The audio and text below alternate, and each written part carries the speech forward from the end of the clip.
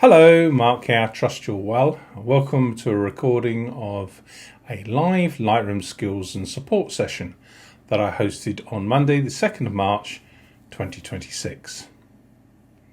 The skill for the evening was the crop tool in Lightroom Classic. How we can use that tool. We looked at keyboard shortcuts and I introduced my unorthodox workflow in having multiple crops for one image. We then moved on to our Lightroom short, and for that evening we looked at virtual copies, how we can use virtual copies to have multitude of stylization but one file. And then we moved on to your challenges. What questions have you got for Lightroom and Lightroom Classic? You need help with this, or does Lightroom do this, or how can I do that? So I hope our time together for this session is of benefit to you. If you'd like to come and join us, just visit lightroommark.com, and below the introductory email is our upcoming events for 2026. Please like, subscribe. If you've got a question, leave it in the comments below and I'll get back to you as soon as I can. So without any further ado, let's jump across to the recording and happy editing. Evening everybody. This week we're going to look at the crop tool, and I feel that a lot of people misunderstand the numbers in the crop tool and how we can use that. I'll also show you some of my workflow in how you can have one image, one preview of the image, but multiple crops, and how I use a particular tool that is not necessarily designed for what I use it for, but it's a great way of having multiple crops. So we're going to look at that. And then for the mystery short this week, we're going to look at virtual copies. And again, how we use them and why we use them, and then it's over to your questions. So let's share screen. So the first thing I'm going to say to you, keyboard shortcut. R on your keyboard, wherever you are, takes you into the crop tool. Nice and simple. And it takes you straight to the develop panel and straight to the panel will open on the right hand side for the crop tool. Now you can see on the screen I've got all these squares, and that's the overlay. And we can see here we've got the overlay tool. We can always have it on and have it on auto.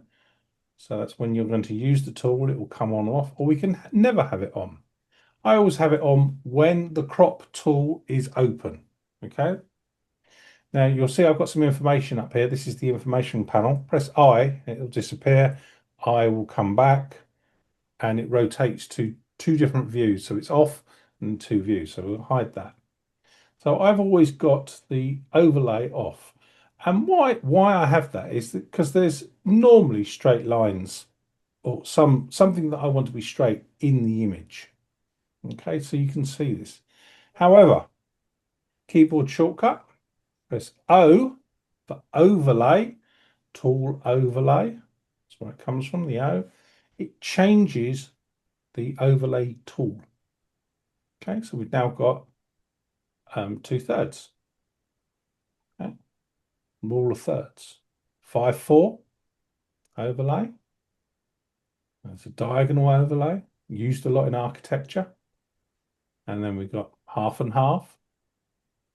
And then I've never used this, have no idea what that one's for, but proportions in landscapes, I'd expect something like that. And then we have what I call the twisty spiral circle. And if we hold the shift key down, it rotates the actual overlay tool. Okay. And then we have some aspect ratios by pressing O again. So 3:2, 5:4. Hold the shift key down again. It goes from landscape to portrait. So again, keyboard modifiers. You know I love them. Holding the shift key down changes the aspect, changes the orientation. So what would be the 5:4 crop, etc. So you get an idea of what the aspect ratio is, okay? Most of us are accustomed to the 3:2 rules of thirds because we have this on the back of our camera. Our eyes look at things that are on the thirds. So whether that's the horizon line, the upper third or the lower third, or placing buildings or people on the vertical thirds. Okay? Mhm. Everyone all right with that? Yep. Yep.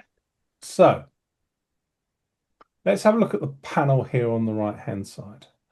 The important one, or I think the most important one, is this part here, where it says original and the lock. The lock will keep the whatever aspect ratio, and I'm being quite firm on that word because a lot of people think these are sizes 10:8 print, 5:4.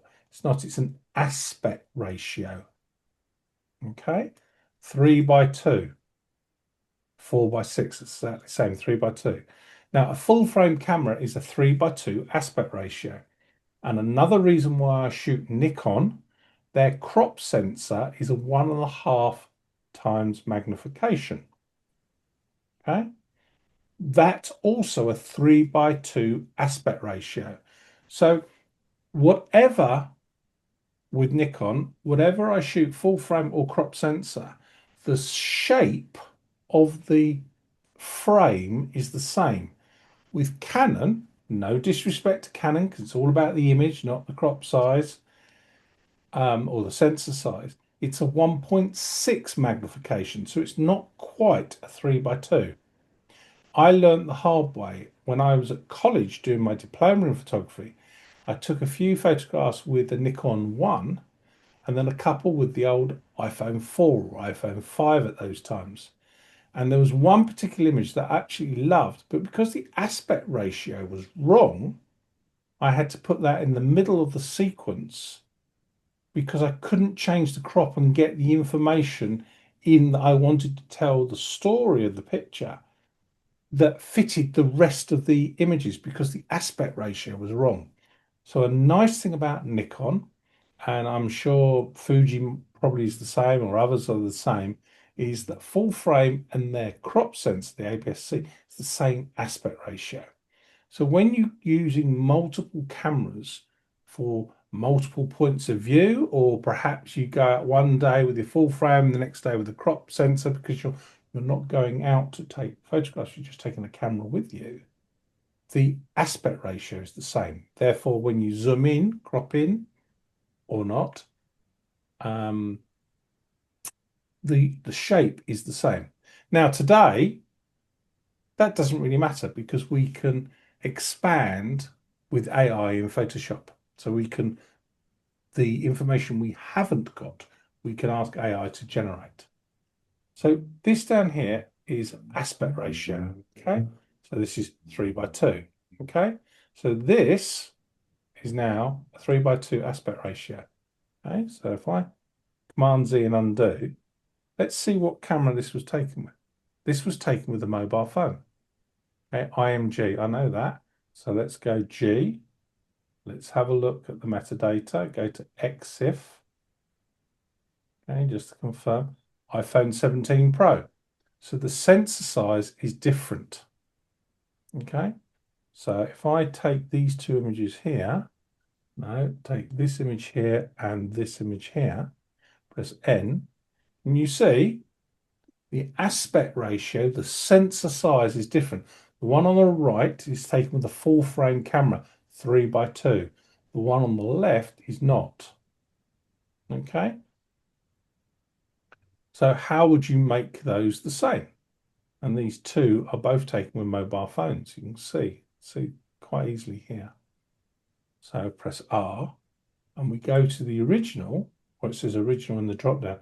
change it to 3x2. So you're just reducing the frame. You're cropping the frame to give you the same aspect ratio. So I just hit enter. Then if I go back to this one, press hold Command N for survey mode, they're now the same shape. That may be important if you're doing a lot of prints, if you're doing an exhibition. Okay. Now, on mobile phones these days, you can put a mask. It still captures, most of the apps still capture the information, but it will show a mask of a 3x2. So in Lightroom, it will still capture, it might be a 5:4 aspect ratio because that's what the camera, the lens, the sensor does physically on the device. But the application, the software, Lightroom, puts a mask over the top of that and hides this bit, this grey, darker. It hides it, still captures it, and gives you the option later to change it. Because I might want to go, oops, did that wrong. Do it again. There we go. I might want to go 3x2 this way.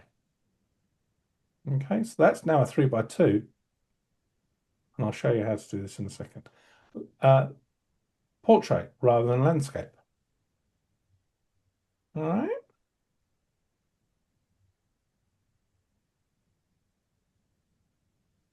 So reset. So this drop down is aspect ratio. 16:9. Does anyone know what 16:9 aspect ratio is? Cinema. Yeah, it's for YouTube.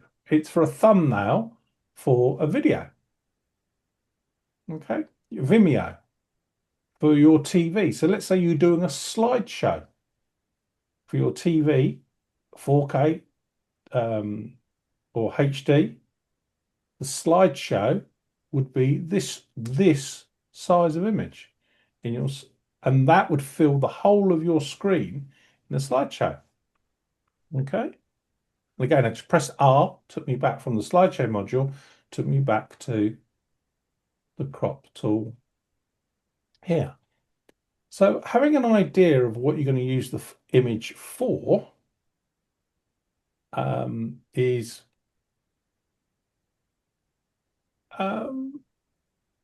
not important, but handy to know. Okay. So we have these handles around the outside in the corners. And this is just, we can drag in. And at the moment, we've got this lock on here.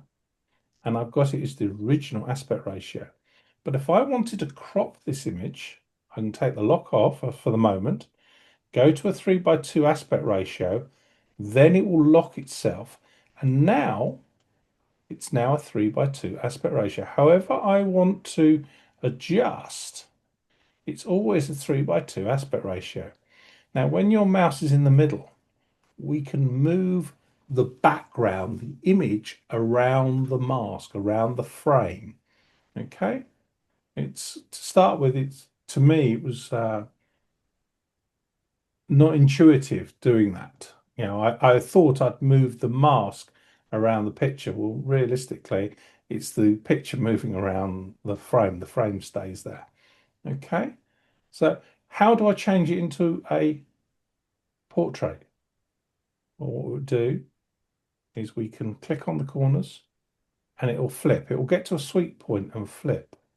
Okay, so I'm moving the mouse to the corner. You see it goes that triangle and triangle, and I'll take it round and it twists. Okay, I'm taking it into a point and it will twist round. And that's how you convert the ratio, the aspect ratio. Okay, and I can go back to a shot. Okay, or I can go back to the original, or I can go back to a custom. So I can actually do it manually by hand. Okay, so take the lock off, go back to custom, and now I can change it how I want to change it myself. Okay, with the lock off. All right, 1 by 1 square. Okay, there's a square image of it. Okay, Command Z to undo. All right, R again to take me back. It's all non-destructive. Okay. All right. Anyone got any questions about that? No? No? Okay. So let's come out of this. Let me show you one other tool we're in here. There we go. Right. We've also got in this panel here, we've got the line tool. And it's basically, we can take one point and draw along the horizon and it straightens the image up. We can type in the box a number, we can turn the slider, we can hit auto. What we can also do with the tool is do verticals. I can draw a vertical line there and it will do the vertical of the angle. Okay, so that's a little extra tool that's in there. But what I use, let's go back to grid, what I use a lot of times, so let's take this image here and let's go R. Now, what I do a lot of the time in my workflow, which I haven't seen anybody do this. So let's just do a couple of little tiny edits on this. Let's just bring the whites up slightly, bring the blacks down, bring the shadows down. Let's just bring something into the sky. I'm just doing this really, really quickly. Some effects. So let's turn the overlay off, which is. Let's bring some dehaze into there.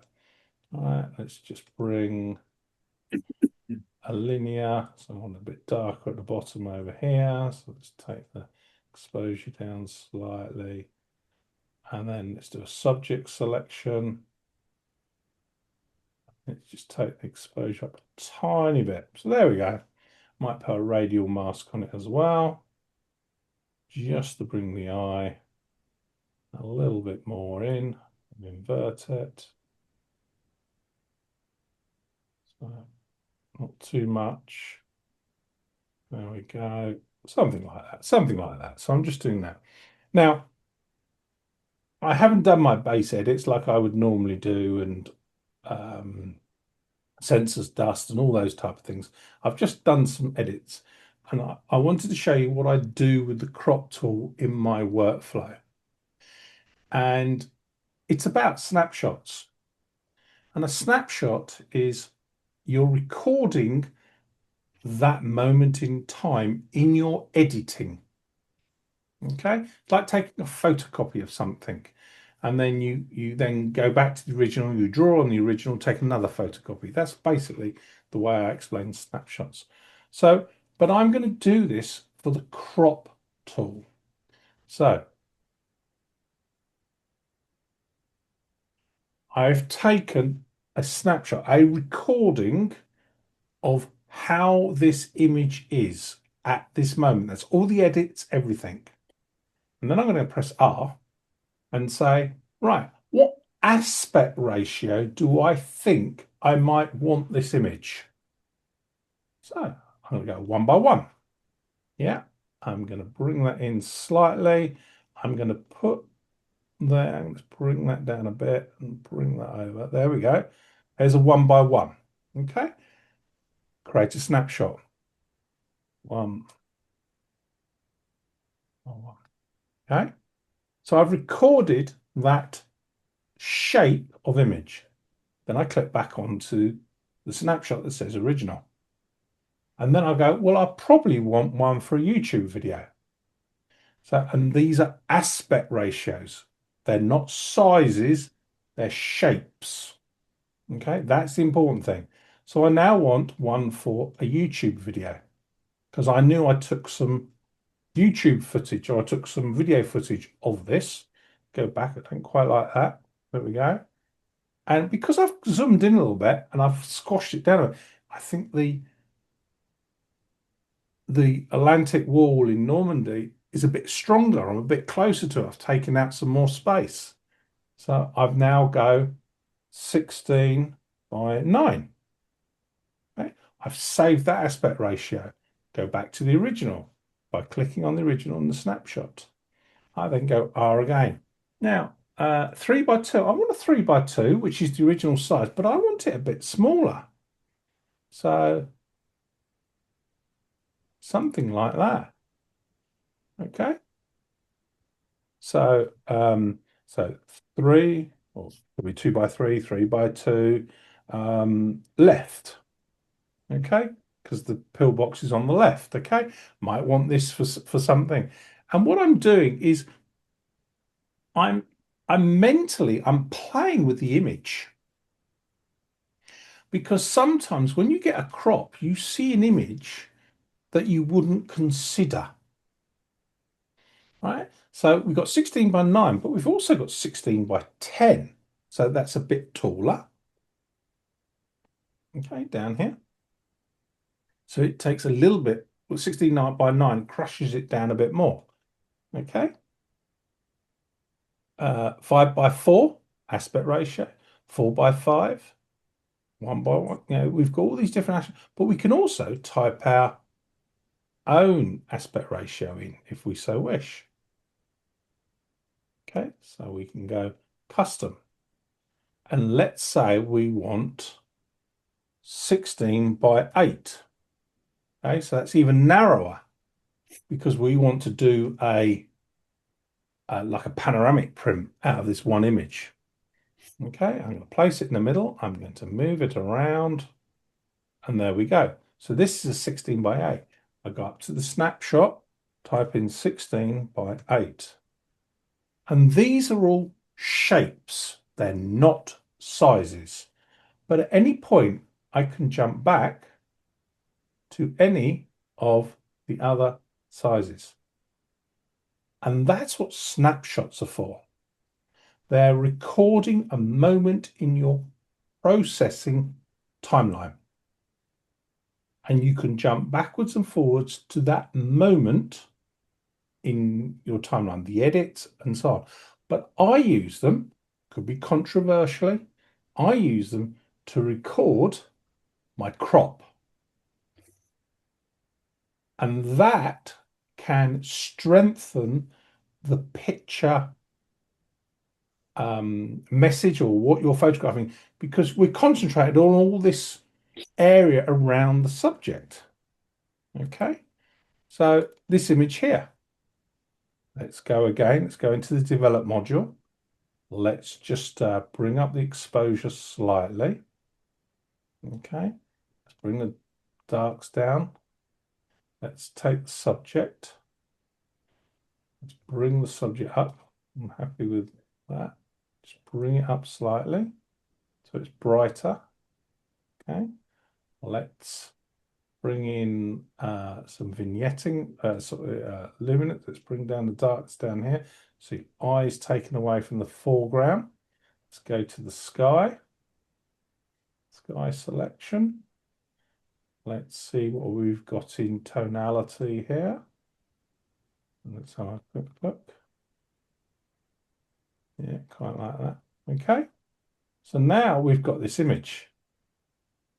So I would record the snapshot of the crop. I'm only looking at, and I've just done that very, very quickly. I'd probably put a radial mask on there, or perhaps darken it a bit on the right. Original. All right, so that's my original crop. But then I'll be looking at a 16 by 9. Okay, let's bring that down and start really concentrating on the image. Yeah. And now I'm starting to see the light here, the light here. And I now create 16 by 9. Okay. But I can go back to the original with one click. It's about speeding up your workflow. Okay. Perhaps I might want to press R for your keyboard. Go to a 1 by 1. Bring it down. And then use the 2/3 rule. Something like that. Let's bring that in there.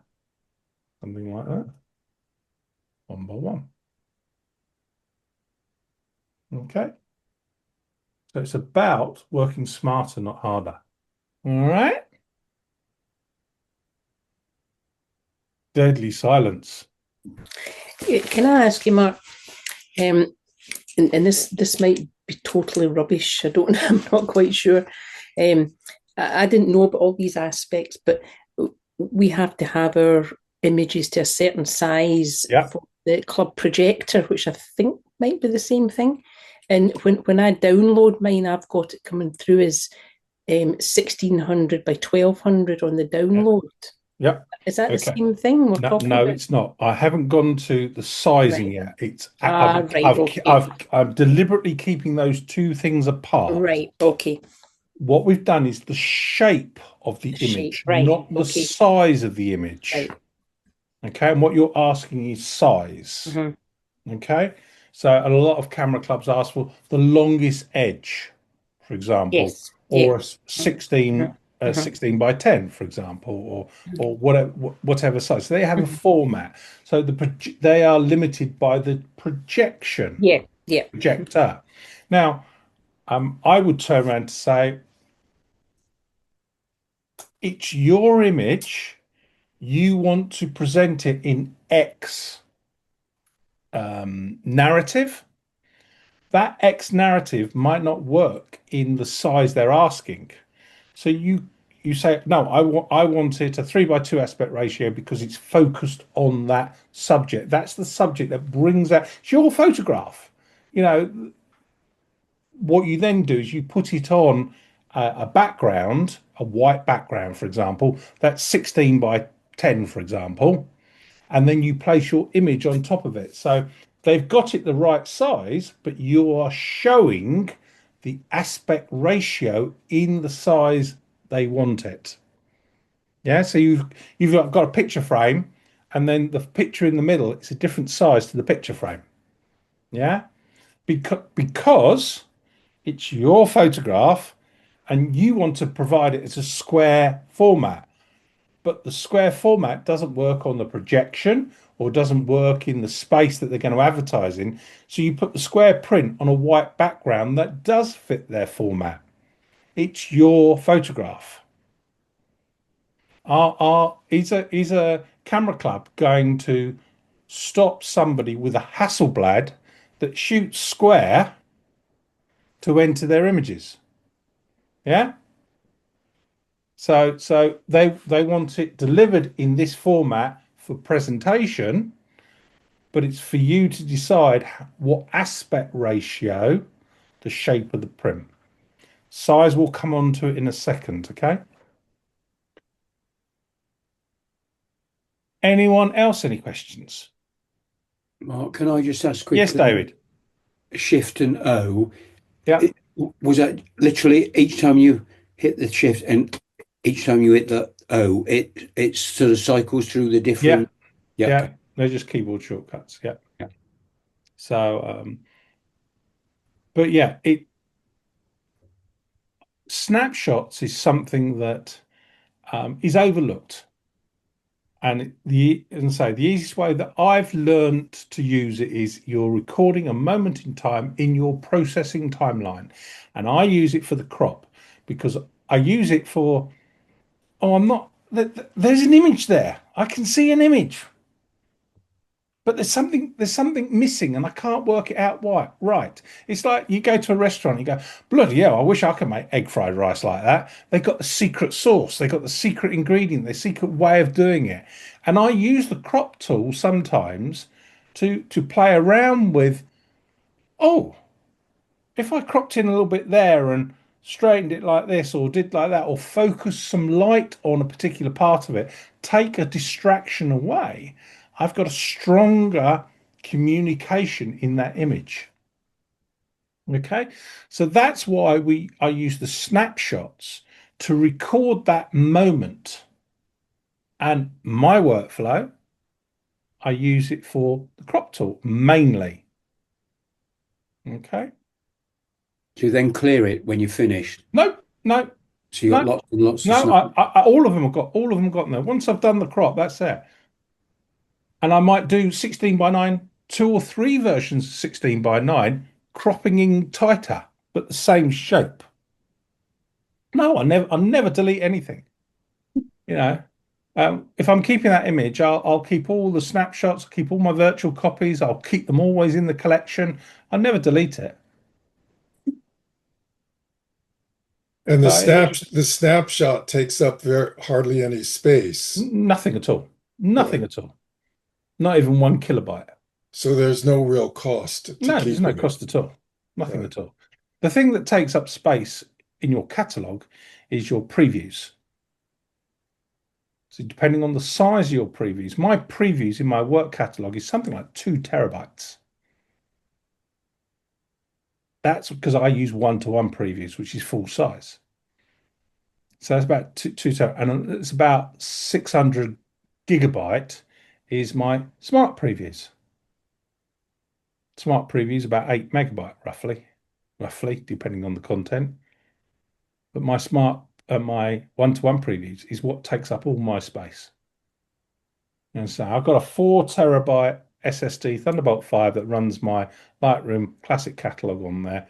And so half of that is my previews and my smart previews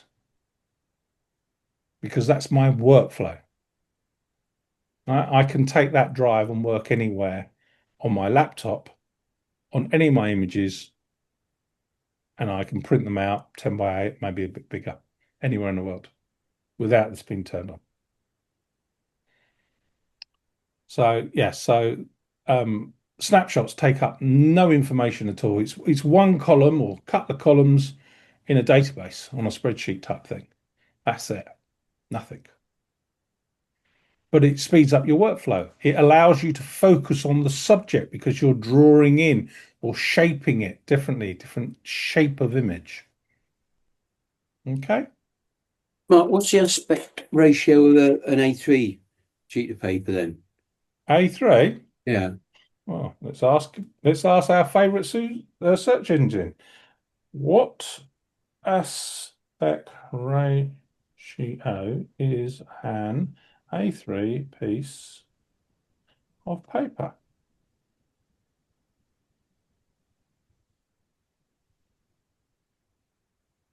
Is approximately a 1 to 1.4. Ratio is 1 to 2 That, squared. yeah, that's very close to 4 by 3. Yeah. Yeah. 1 to 1.4. Thing is, interestingly enough, Jay, I did a 4 by 3 print today, and it shrunk, and I was surprised that that's how I've always thought of it as a 4 by 3, but the dimensions aren't quite right. No, right.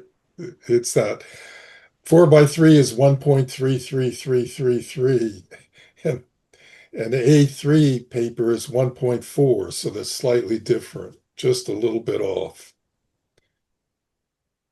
Okay, so let me show you, David. This is what Google gave me, this 1.14. So it's 1 to 1.4. Okay, that's what the aspect ratio they gave me, which is 1 the square root of 2. So aspect ratio 1 to 2, yeah?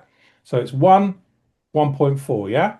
Yeah. So what you do is you come down to enter custom size, 1.14, wasn't it? Or was it 1.4? Right, so that's the aspect ratio, yeah?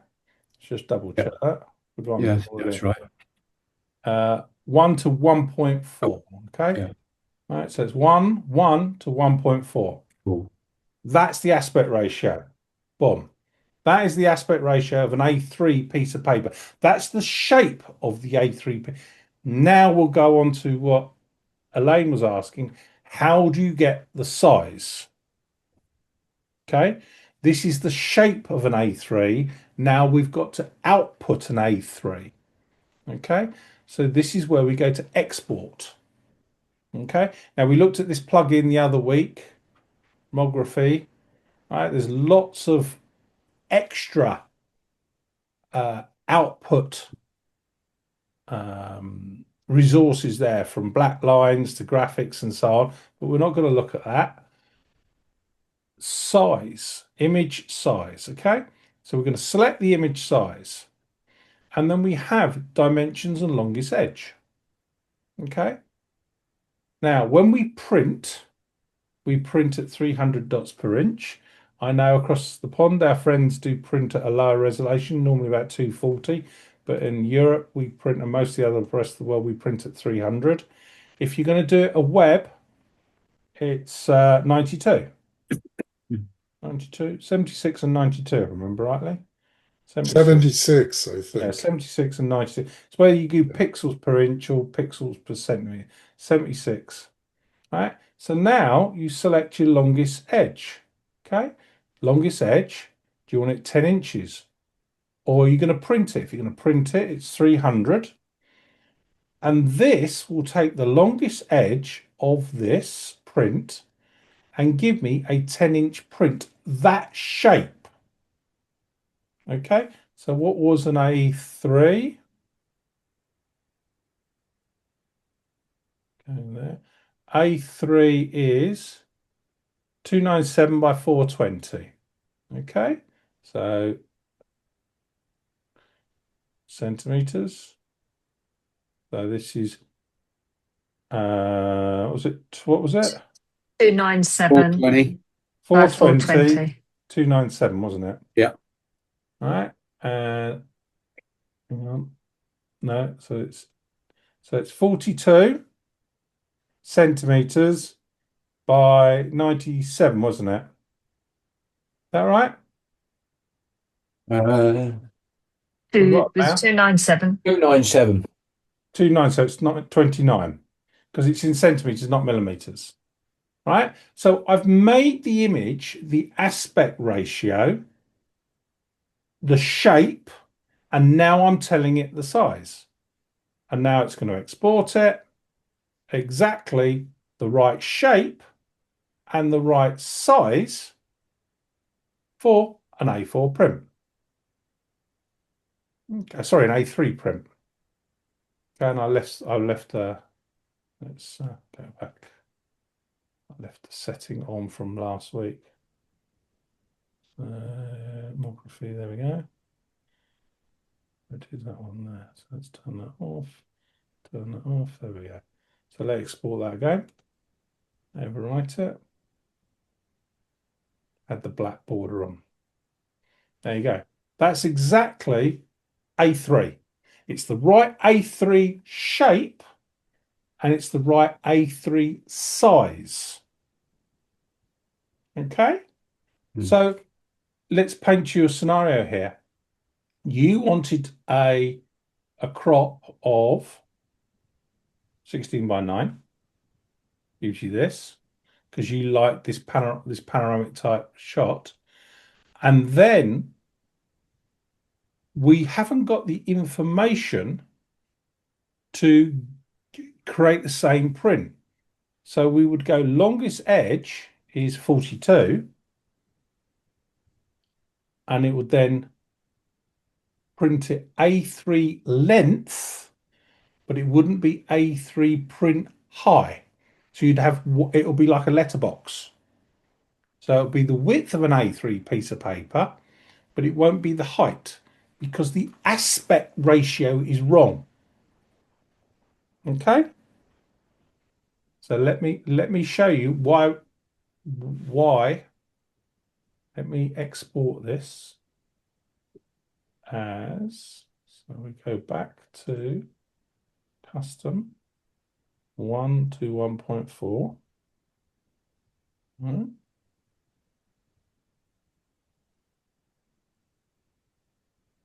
Okay, and let's export it. 42 by 29. Wasn't that? I remember now. So it's 42 long by 22.9. Export. Unique image. All right. If I open that one, just close it down a bit. And open this one.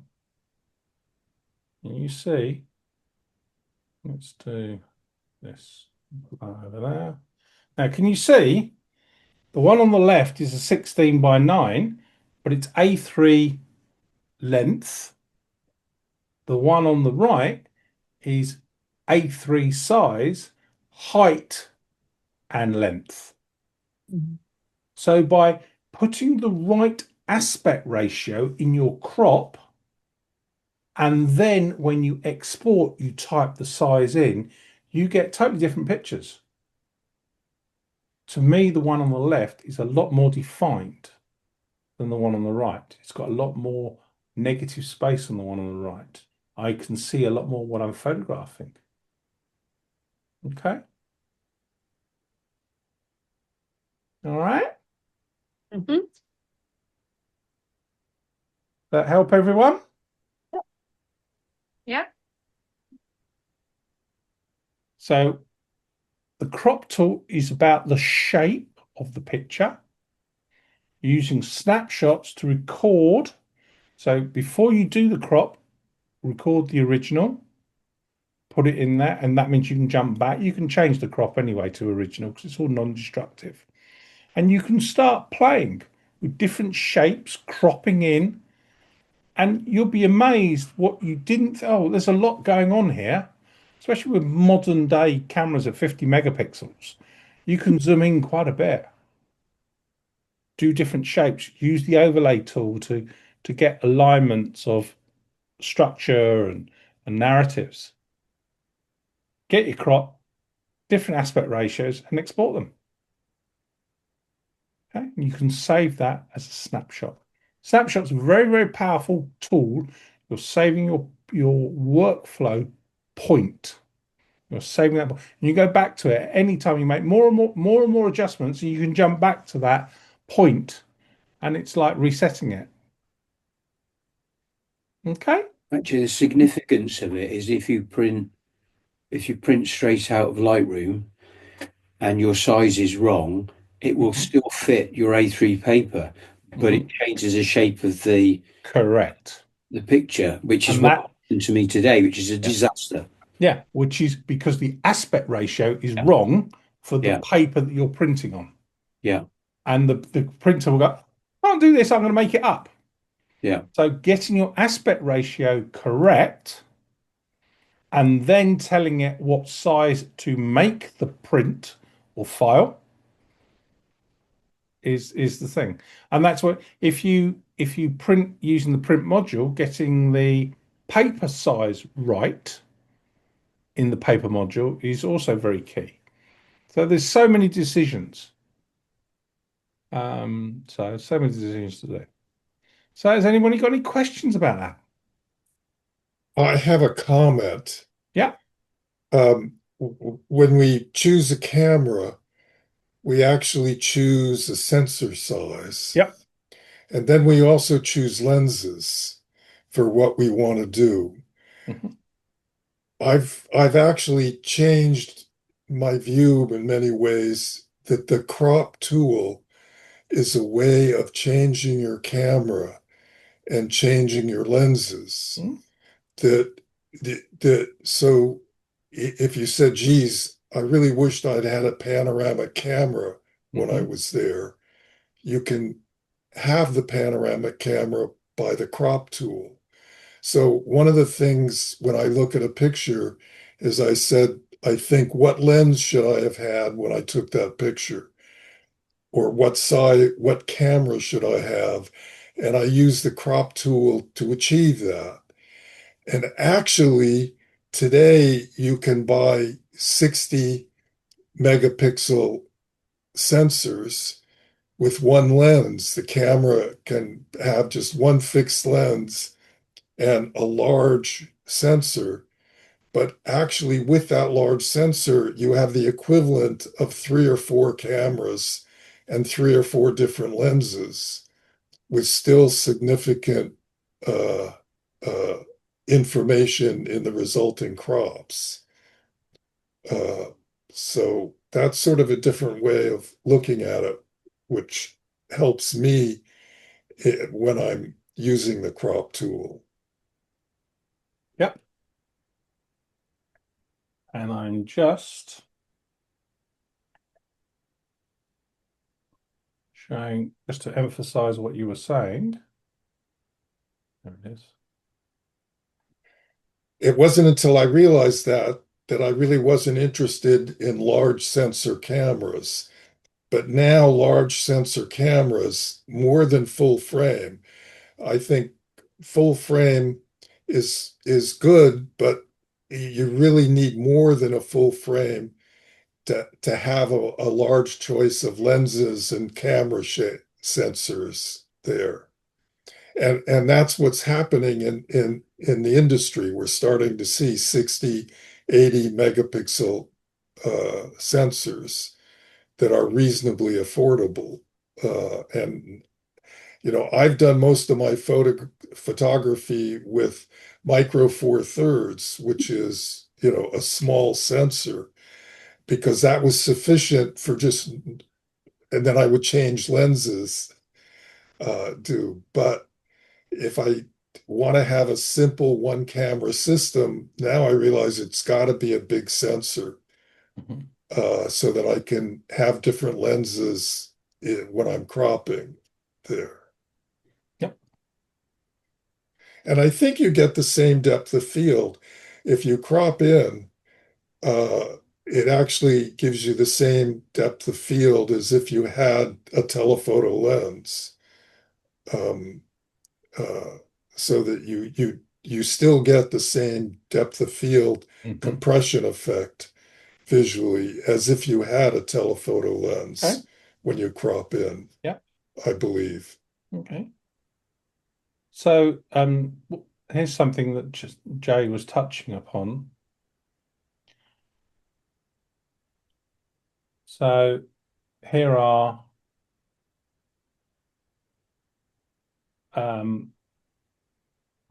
five images. That is, it's a picture I took handheld of a marshland down my way here, and it's a panoramic.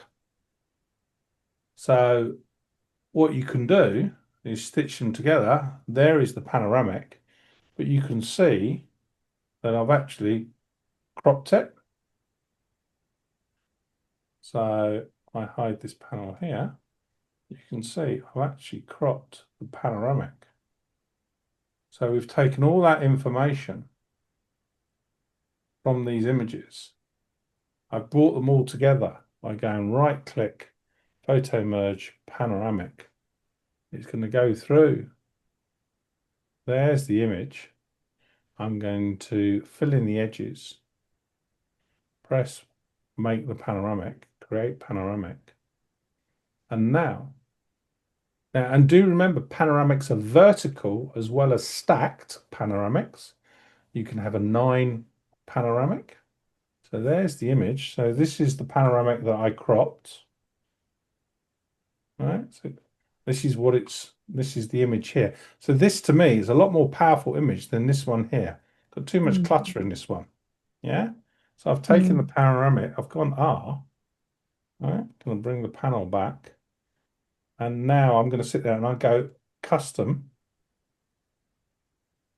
Okay. Or custom there. There we go. That's the custom one. All right. And now I'm going to, he says, got the shift key locked. Just bring in the image that I want. Okay, let's lock that. All right. Bring out there to there. Bring out there to there. Okay. And there's my image. Okay.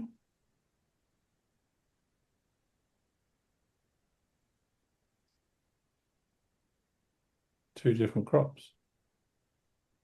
Brings it a lot more in. Yeah, this one I've got more foreground, this one I haven't. This is the image that I preferred. So crop is a very powerful tool. Okay. And you And, will, yes, and Jay? panoramic cameras are very expensive, Yeah. but you've just actually created a picture that is pretty much exactly what a panoramic camera would have given Yeah. you. Yeah, And bear in mind, panoramic is this. right. You can have panoramic Right. this, but you can also have square or rectangle. 1, 2, 3, 4, 5. 1, 2, 3, 4, 5. Right. And classic will stitch them all together if you give enough overlay, about a third. Okay, so choose a marker on the third line, mark it up, move it over 2/3, mark it up, move it over 2/3, mark it up, move, and so on. And literally about a third of the image that you're going to overlap. Okay,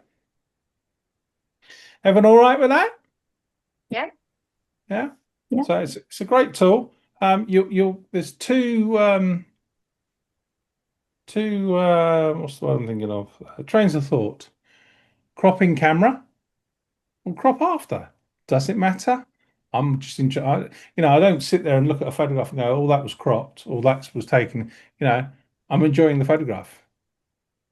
So it's up to you whether if you take a few steps forward, a few steps back, try and get, it's nice from a photographer's point of view that you've got it near as you can in camera, but sometimes you can't. Don't worry about it. It's your picture.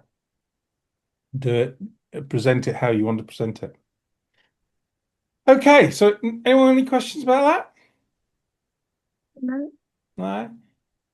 The snapshot tool is really powerful. Once you understand that you're recording that moment in time of your processing process. I use it for crop. Probably 90% of the use of the snapshot tool is to record my crop. But I'm sure there will be other people out there that use it for recording where are they in their developing process? Where are they within their finishing process? And that's what it's there for. Okay, I'm just showing you one way of using it. Right then, let's go on to our Lightroom short for this week, which will be virtual copies. Now, why I love Lightroom Classic compared to Photoshop. If you want to do, and it's the same with crop actually, the same thing. In most single image applications, Photoshop being one, you have to create another file. So you want a panoramic one of that, you want a black and white one of that, and so you're going file save as, file save as, file save as, and you've got maybe 6 or 7 different copies of one image. You've got 6 or 7 files, and then you might have them different sizes, so 6x4, 8x10, etc. Yeah, don't need to do that with Lightroom Classic, Lightroom as in with the versions. Let me show you. So let's take this image here. And we're just going to go through a base process of my editing. I'm going to put a color profile on so it brings out the natural tones of it. I'm going to set my black point. So I'm moving my black slider down. And it's what is meaningful. You'll never see the black in here. It's not a meaningful black. Down here, I'm looking at the histogram. I'm going to press J for the clipping masks. This is what's black. That's not meaningful black. Yes, it is technically black, but it's not meaningful black. So I'm just seeing what I'm telling Classic what is black. What do I want to call black? So something like that. And then same with white. So I'm going to move the histogram all the way. I'm going to recover. So, but this is a technical value, okay? That's a technical value. I might not want my image that much, but it's a technical value. So there we go. Okay, so I've set my black point and I've set my white point. So what I've done, I'm going to press J to take the clipping mask off. So I've gone from, oops, there to there. Okay, going to do my sensor dust. Sensor dust, so it shouldn't be any sensor dust. Let's zoom into 200%. Bring my navigation down. Let's bring it up the top. And let's just go page down.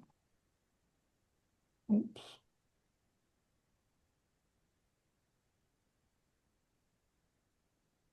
Just have a quick look. No, nothing there. I'm quite happy with that. Just there's one little one there, so let's take that out.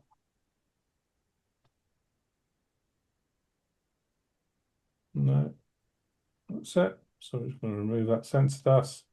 Okay, so now I'm going to just look at my image and say, is there any global stylization that I want to do?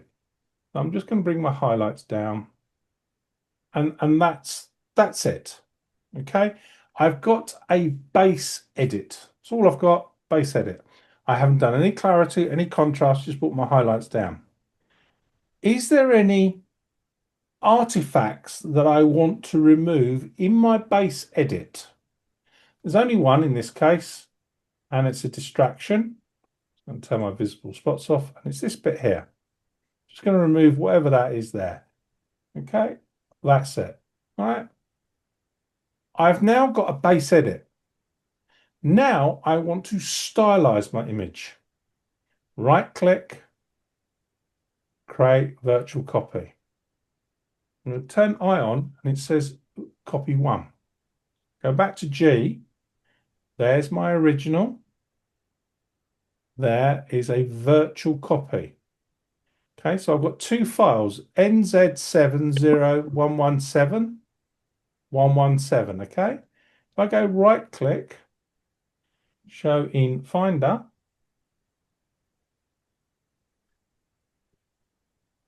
there's only one file, 43 megabytes, one file, okay? But I have two copies, all right? Now I can start stylizing this image, okay? So let's bring the whites down. I want it slightly darker. Let's put a sky mask on and turn the eye off. Going to turn off the overlay, and I'm going to bring some dehaze into there. Just going to bring the highlights down a touch. Okay. I'm going to create a vignette in the bottom corner because I don't want your eye going there. So I'm bringing that bit down. I'm then going to, and I'm doing this very quickly. I would normally label all these. I'm going to bring the exposure up here. Okay, so I've now done those edits. Okay, G, there's my original that I haven't touched. I've just done a base edit. There is this edit. Okay, so now I'm going to go right click, and I'm going to create a virtual copy of my virtual copy. Okay, so I've got two images identical. Okay, so this one, D, I'm going to make black and white. Okay, I've made a line in the database. It's taken all the attributes that I've done to it, and now I'm editing it as black and white. I'm going to make the sky much more contrasted. Okay. All right, I'm going to put a vignette on the image.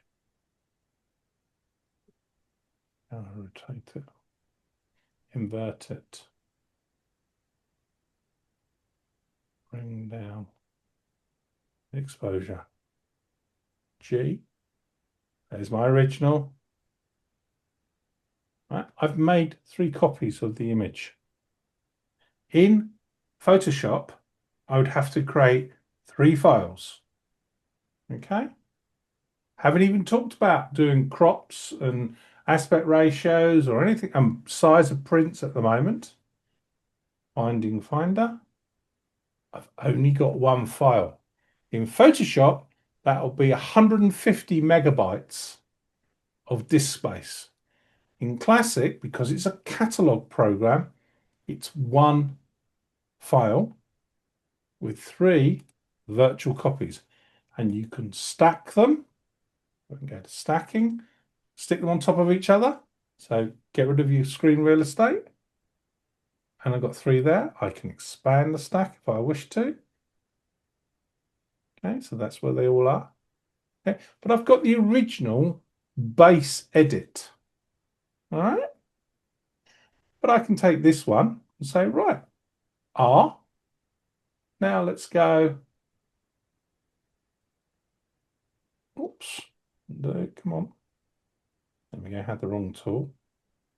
Yeah, there we go. All right. And now one. Come on. Where I want to go. And something there. Come on. Undo. Try again.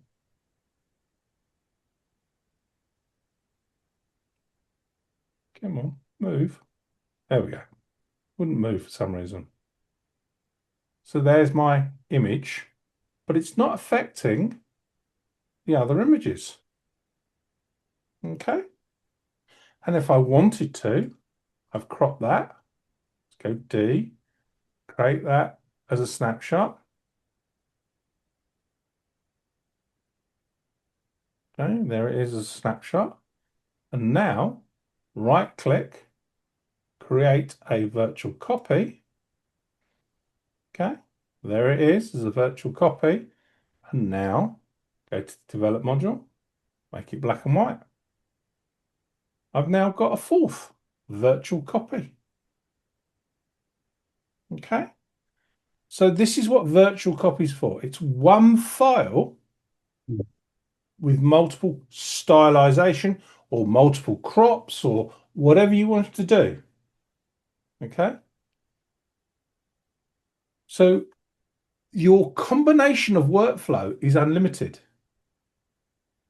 because now you take this one and say, right, that's that crop. Okay, so now I want to take it as a square crop.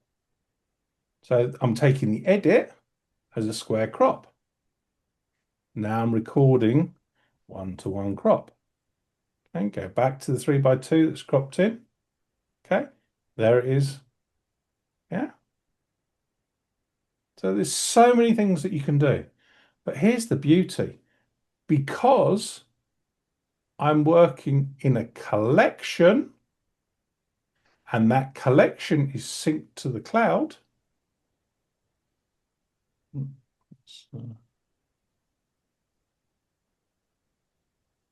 We go to Lightroom, and there they are coming into Lightroom. The original. Next one. Next one. Next one. Next one. Yeah. They're now all on my mobile phone. They're on a web browser. Okay. So virtual copies are a way of playing with stylization. Snapshots is a way of recording where you are in your processing. But virtual copies go to the cloud. Snapshots do not. Okay.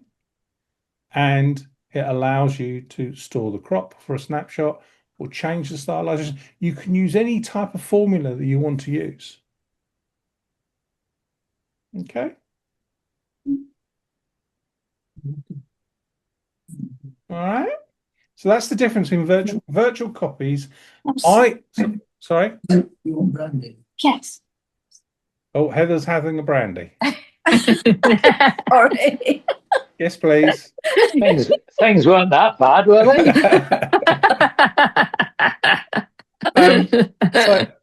So Beats cake. yeah. I've got the gin and tonic. Pint of it. Yeah, just a little brandy. Yeah. So you can use them in any permutation that you want to use them. And I do say explore, you know. But for me, virtual copies is about stylization. I always work in collections, and because I use it as a safety net, is if I press delete, which removes it from a collection, I haven't deleted the image by mistake. Okay. The virtual copy will go to the cloud, so I can sit there and I put one image in a virtual copy. I'll do different shapes, different this, different that, different stylization, especially if it's for an exhibition. And these exhibitions that I do, I might be editing for 10 weeks a series of 20 or so images, because the prints are very expensive and so on. So I'll ponder and I'll brood over an image or whatever. Do I like that? Don't I like it? What do I like about it? Why have I chosen that? And I'll ask, and that doesn't happen in one session, sitting there looking at your images. So virtual copies are a great way of working with stylization in my case. And I record them in different collections in different ways, points of my workflow with snapshots. So I'm keeping a history, a timeline of everything I do to these images, from culling, which were the first ones I collected, which was the second ones I selected, which is the third ones I selected, narrowed it down, all in collections. Collections do not take any storage up. It's a line in the database. I'm just grouping images together. I've got my final selection of 20 images. Now, what am I going to do with them editing? Do I want them black and white? Do I want them color? Do I want them saturated? What aspect ratio? Do I want them? Oh, where's the space they're going to go into in an exhibition or in a camera club competition? Do I want them all portrait? Do I want them landscape? Or this one works really well portrait. Well, I could put that in the middle and then 5 images either side landscape. All these questions you keep asking. I'm telling a story. The first image should be a strong image. The second image should be a strong, the first image should be a strong image. The last image should be a strong image. Why? They're like your covers of your book. Think about your images, your timeline. You're telling a story. Yeah. The first, you want somebody to go, wow, look at that first. I want to buy that book off the bookshelf or that magazine. So it's a very strong image. Your first image in your magazine. And then the last image is you're ending the story. So you're closing your book. You want to end on a, the symbols going off. Is it crescendo? Is it in music terms? So, and then you're telling that timeline through that. And we can do that with crop, with light, with editing, with shapes, with how we present our images. And it's all a part of a whole journey of photography. And there's no right or wrong answer. It's an extension of us. So there's some of the tools in virtual copies, how you can play.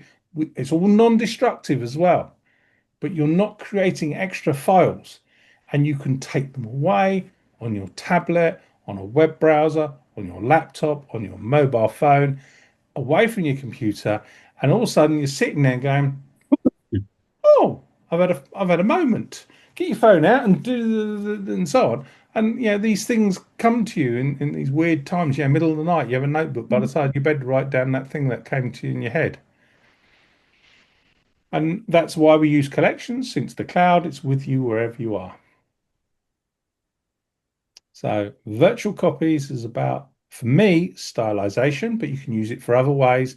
Having multiple versions of the same file, they all go to the cloud. Snapshots is you're recording a moment in time in your processing timeline, your workflow, and you're recording that so you can jump backwards and forwards to different points in your workflow. I use it to record my crop. There are other reasons why you can use it. That's down to you in your photography and your workflow. All right. Mhm. Okay. So virtual copies sync to the cloud. Snapshots, I do not believe they sync to the cloud. I'm pretty confident they don't. Say the virtual copies. Yeah. Do you see the development history? Yep. Well, it's at that does moment. It take it at the point that you take the virtual copy? It's that everything's at the point of when you take it. So if you took it from that, if you took it at the original point, you'd get all the history. And don't forget, you can sync.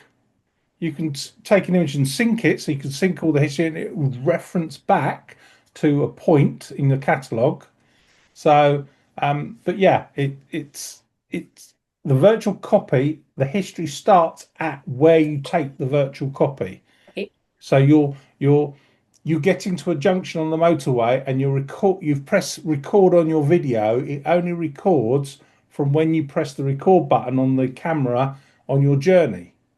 Yeah, but you've driven 10 miles behind you. So when you take your virtual copy, it's like pressing that record button and you're recording the TV program or your journey in the car or whatever from that point in that new virtual copy. Okay. Yeah. Mm-hmm. But you can go back to the original image and do another virtual copy. So you can jump back to and make another one and say, oh, I've gone off and I've done, let's say you've done it in a more saturated, and go, not quite sure about that. Leave that there. Go back to the original, which is why I call it a base edit. I'm getting the horizon line. I'm getting what is my black point? What's my white point? Getting rid of any sensor dust or any clutter. Then I create a virtual copy of that and start stylizing that one. And then I go, not quite sure. Let's go back to the original, make another virtual copy. At a moment in time, got another copy, and let's make it black and white. Let's do this, let's do that. And so then I could do different crops with this and that. And I might take 3 or 4 different ideas from different virtual copies and make another one. There's no right or wrong answer. Lightroom Classic, every tool for every type of photographer, for every type of photography. It's how we want to use them. Yes, Heather. Are virtual copies, do they continue in all situations? Or do they disappear in any situations? Unless you delete them. Ah. So they're always there. So my suggestion is you always work in collections because you're not interfering with your file formats. You're bringing the file location where you store them. You're bringing images together as you want to bring them together in narrative, in date, in location, in people, whatever you want to do. And you can bring those virtual copies. And when you create collections, you can select images and tick the box, create a virtual copy of those images. So in that collection, they're all virtual copies. So you're not touching the originals. Okay. So you can say, you can mirror your folders in collections, and you can say, right, take all those images there, those 10 images that I like, create a new collection, but those images will be virtual copies. It's just a tick box when you create a collection. Selected images put in this new collection as virtual copies, and they're all virtual copies, and you edit those how you want to edit them. So you're not touching the originals. Thank you. But yeah, very, very powerful tool. Very, very. And the weakest link I find is I know most of the tools. I don't know all the tools. I'm not big-headed enough to not say I know everything. But I forget to do things. I'm so passionate in, I like this, or I love this, and the way this is going, and I forget to make a virtual copy. I forget to do this, and then I go back to it 2 weeks later, and I go, I really like that. Oh, you plonker, you should have done this, and should have done that, and it's called impatience. So that's what the great thing about is putting them in collections and syncing them to the cloud. You can take them away and think about them, rather than saying, I've got to be sitting here in front of this monitor doing it. Yeah. Okay, so that's your crop tool, snapshots, virtual copies. Anyone got any questions? Anyone need any help with Lightroom Classic? No questions. Oh, be a short night tonight then. No? No one's stuck with anything? Okay. All right, then. So next week is the first part of 3. We're going to be looking at tone curve. And we'll look at tone curve on Classic and in Lightroom. It is a tool that I keep forgetting to use, deadly sin, slap wrist, because I believe the tone curve is the most powerful tool in Lightroom and Lightroom Classic. It allows us to adjust color and brightness, dark and light, really precisely. That's locally and globally.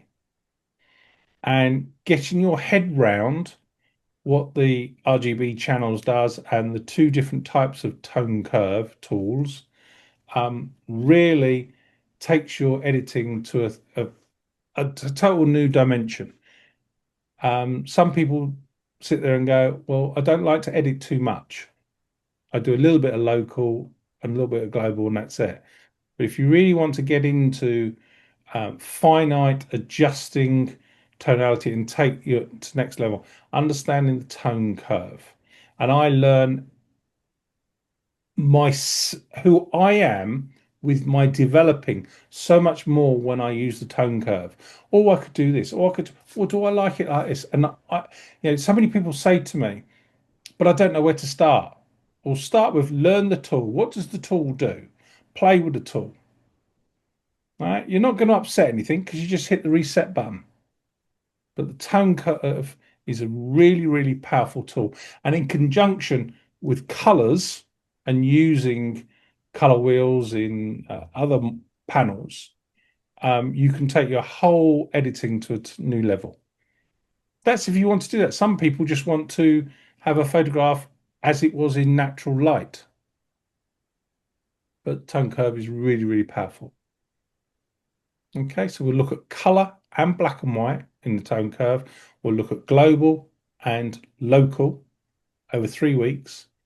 We'll concentrate on Classic, but we will touch on it in Lightroom because it's exactly the same. It just how it looks, the interface looks is slightly different. And if we've got a chance, we'll do it on an iPad as well. So syncing and bringing it all back. But that's over 3 weeks. So we're not rushing the tone curve at all. We'll have plenty of time to go through all the different zones, all the different tools, all the different modes, and local and global. All right? Mhm. Okay, so if nobody's got any questions, I'll see you in a week's time. I'll put the recording up tomorrow morning. Thank you very much. All right. Thank you.